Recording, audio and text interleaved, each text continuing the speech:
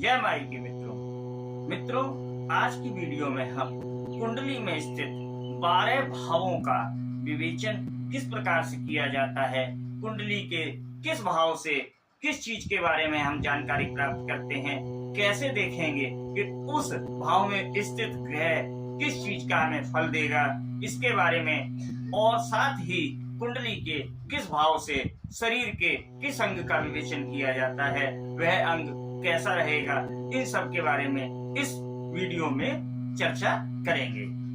तो आइए शुरू करते हैं। तो मित्रों, जैसा कि पूर्व में आप सभी लोगों को बताया जा चुका है कि कुंडली में कुल 12 भाव होते हैं। जो ये 12 खाने हैं, इन्हें भाव भी कहते हैं, घर भी कहते हैं। यह आपको पूर्व में भी बताया जा चुका है।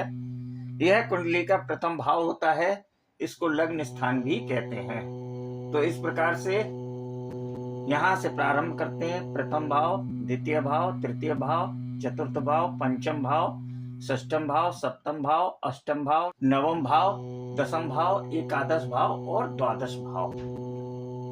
प्रथम भाव लग्न स्थान। अब ये सूक्ष्म ये चीज भी जान लीजिए, ये जो प्रथम भाव, चतुर्थ भाव, सप्तम भाव और दसम भाव, ये केंद्र स्थान होते हैं और ये कुंडली के बहुत ही शुभ स्थान माने जाते हैं। उसके बाद आपको इस चीज का ध्यान रखना है कि जहां ये लाल निशान बने हुए हैं, इन्हें त्रिकोण स्थान भी कहते हैं।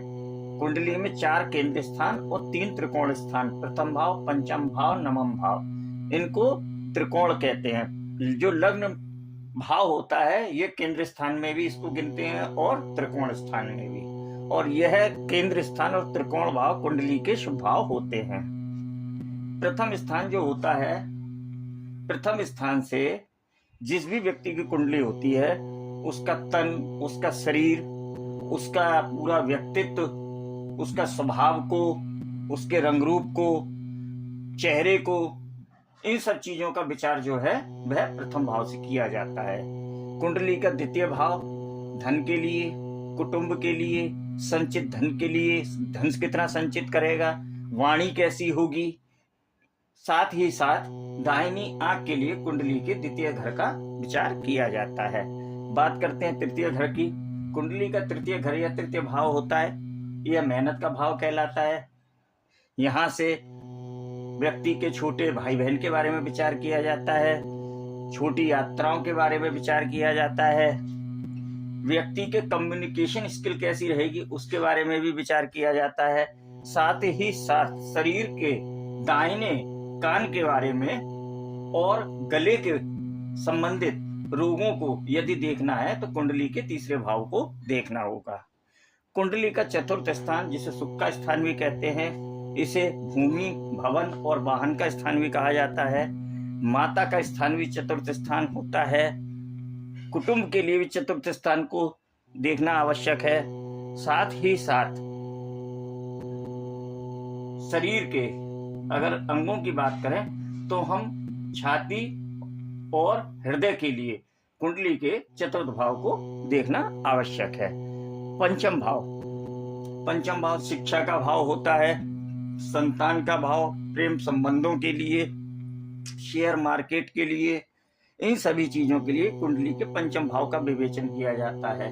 साथ ही साथ नाभि के ऊपर और छाती के नीचे के हिस्से के स्थिति को जानने के लिए और स्त्री जातक की कुंडली, स्त्री जातक के गर्भाशय के का भी विचार कुंडली के पंचम भाव से देखते हैं। बात करते हैं कुंडली के षष्ठम भाव की। षष्ठम भाव रोग, ऋण, शत्रु का भाव कहलाता है। इसे नौकरी स्थान भी कहते हैं। साथ ही साथ किसी सरकारी नौकरी या प्राइवेट नौकरी, किसी भी कंपटीशन को फाइट करने की स्थिति के लिए कुंडली के छठे भाव को देखते हैं। नाभि के नीचे का जो पेट होता है, उसके लिए भी कुंडली के षष्ठम भाव को विचार करना आवश्यक है। कुंडली का सप्तम भाव, जिसे पत्नी स्थान भी कहते हैं, पार्टनर का स्थान भी कहते हैं, आपकी साझेदारी जो देखने हैं, जीवन भर की साझेदारी कैसी रहेंगी, अच्छी रहेंगी या नहीं, सप्तम भाव को देखना होगा। साथ ही साथ शरीर में जननांगों की स्थिति जानने के लिए भी सप्तम भाव का विचार किया जाता है। दैनिक आय भी सप्तम भाव से ही देखेंगे। बात करते हैं कुंडली के अष्टम भाव की। यह रहस्य का भाव होता है, इसको आयु स्थान भी कहते हैं। इसे मृत्यु स्थान के लिए भी देखा जाता है। ससुराल का विचार भी अष्टम भाव से ही करेंगे। अचानक जीवन में कोई लाभ होगा, किसी प्रकार का कोई धन वगैरह मिलेगा या नहीं मिलेगा, यह अष्टम भाव से ही देखेंगे। गुण विद्याएं जो होती हैं उसका जातक को कितना लाभ मिलेगा, वह उसमें कितनी रुचि लेगा, तो इस चीज के लिए भी कुंडली के अष्टम भाव को विचार करना होता है। बात करते हैं कुंडली के नवम स्थान की। नवम स्थान पिता का स्थान होता है, भाग्य का स्थान होता है। विदेश यात्राओं के लिए नवम भाव को देखा जाता है, धर्म के लिए नवम भाव को देखा जाता है, और नवम भाव से जो जंगाएं होती हैं शरीर में, उस पर विचार किए जाने के लिए भी नवम भाव को देखेंगे। कुंडली का दशम भाव पद, प्रतिष्ठा, मान सम्मान के लिए कुंडली के दशम भाव का विवेचन किया जाता है। दशम भाव से कितना सम्मान मिलेगा, इस चीज को देखेंगे। व्यापार का भाव कहलाया जाता है, व्यापार कैसा करेगा, कितना व्यापार से धन अर्जित करेगा, यह सब के लिए कुंडली के दशम भाव का विवेचन किया जाता है। शरीर में घुटनों की स्थिति जानने के लिए दशम भाव को देखना आवश्यक होता है। बात करते हैं कुंडली के एकादश भाव की। एकादश भाव आय का भाव, लाभ भाव एकादश कहा जाता है। व्यक्ति के मित्रों की संख्या कितनी होगी, मित्र कैसे होंगे, साथ ही साथ शरीर के बाएं कान को देखने के लिए भी एकादश भाव को देखना पड़ता है। कुंडली के द्वादश भाव मोक्ष स्थान कहलाता है। जेल यात्राओं के लिए 12वें भाव का विवेचन किया जाता है। विदेश में सेटलमेंट होगा या नहीं होगा, कुंडली के 12वें भाव को देखकर ज्ञात किया जा सकता है।